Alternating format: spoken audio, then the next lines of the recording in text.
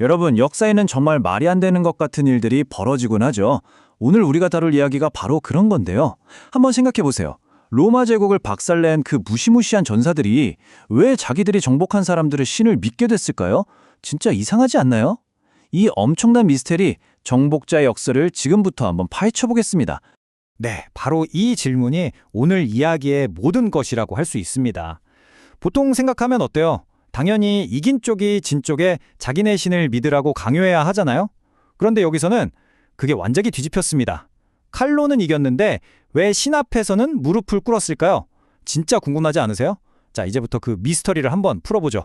자, 우선 어떤 시대였는지부터 좀 봐야겠죠. 한마디로 로마 제국이 무너지고 있던 아주 혼란스러운 시기였습니다. 고트족, 반달족, 프랑크족 이런 게르만 부족들이 이제 유럽의 새로운 주인으로 떠오르고 있었던 거죠. 그러니까 로마라는 거대한 힘이 사라진 빈자리를 이들이 말 그대로 힘으로 밀고 들어와 차지하고 있었던 겁니다. 자, 그럼 이제 본격적으로 한번 들어가 볼까요? 이게 그냥 땅 따먹기 싸움이 아니었다는 게 중요합니다. 그 이면에는 신과 신의 자존심을 건 한판 승부, 그러니까 영적인 대결이 있었던 거죠. 그때 게르만 부족 사람들한테 뭐 복잡한 신학 이야기를 해봤자 먹히지 않았을 거예요. 그들에게 중요한 건 딱 하나였습니다. 그래서 누구 신이 더 센데 이거였죠. 그러니까 선교사들은 말로 설득하는 게 아니라 우리 신이 당신들이 믿는 숲의 신, 강의 신보다 훨씬 강하다는 걸 눈앞에서 직접 보여줘야만 했습니다. 일종의 증명 대결이었던 셈이죠.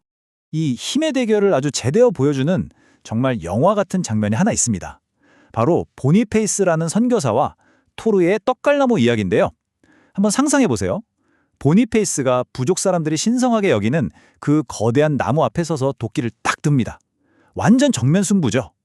사람들은 저러다 신의 저주를 받을 텐데 하면서 숨죽이고 지켜봤겠죠.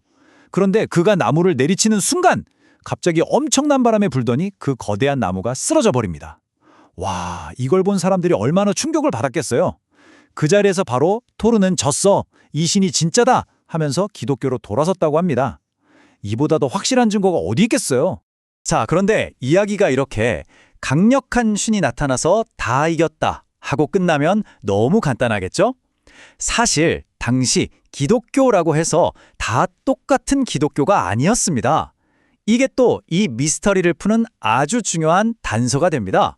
여기 표를 보시면 당시 유럽에서 경쟁하던 세 가지 버전의 기독교가 나옵니다. 먼저 아리우스파가 있었고요. 이건 로마 카톨릭 입장에선 이단이었어요.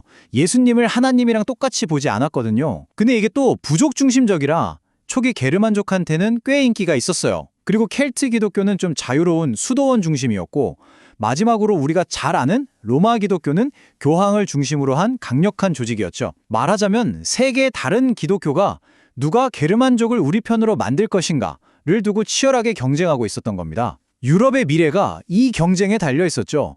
이 중에서 특히 켈트 기독교는 정말 독특합니다. 로마의 힘이 닿지 않았던 저 멀리 아일랜드에서 시작됐거든요.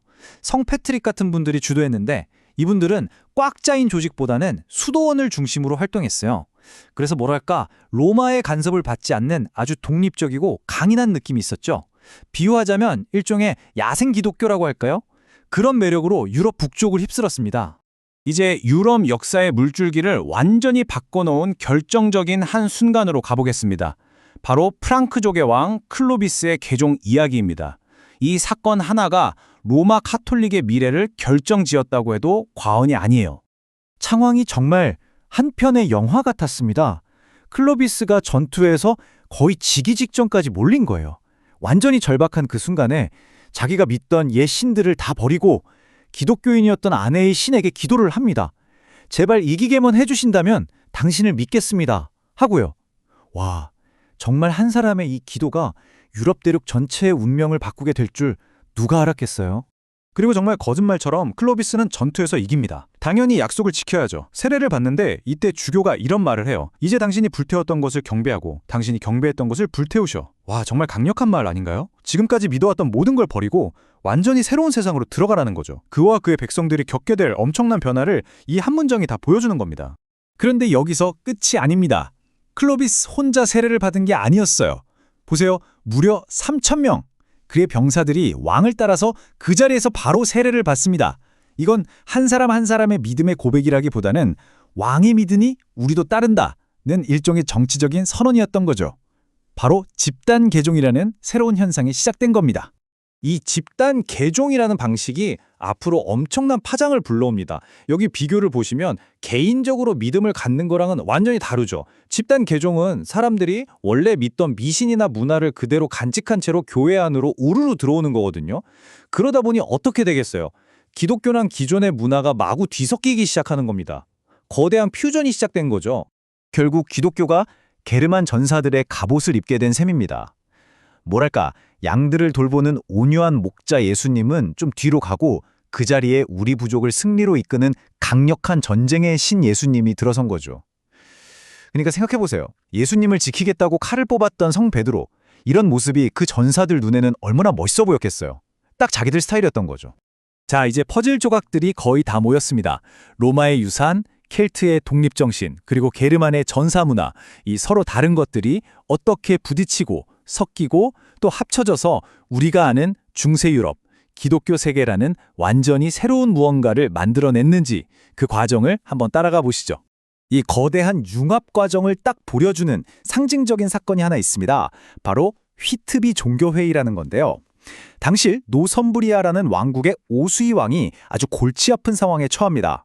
자기 자신은 켈트식 기독교를 따르는데 아내는 또 로마식 기독교를 따르는 거예요.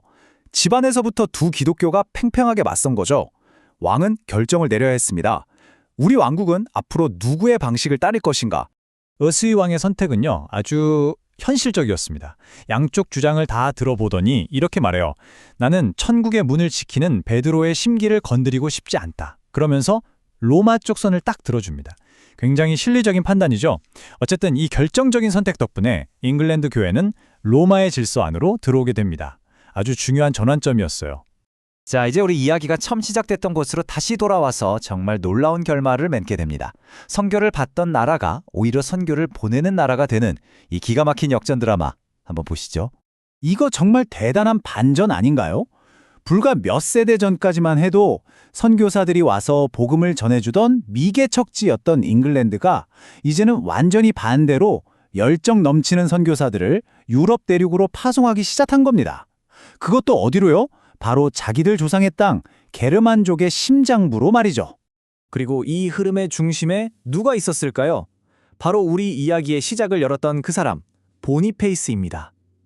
잉글랜드 출신이었던 그가 교황의 임명을 받아서 독일로 건너가 교회를 세우고 로마의 시스템 안에 편입시키는 이 엄청난 임무를 완수하죠.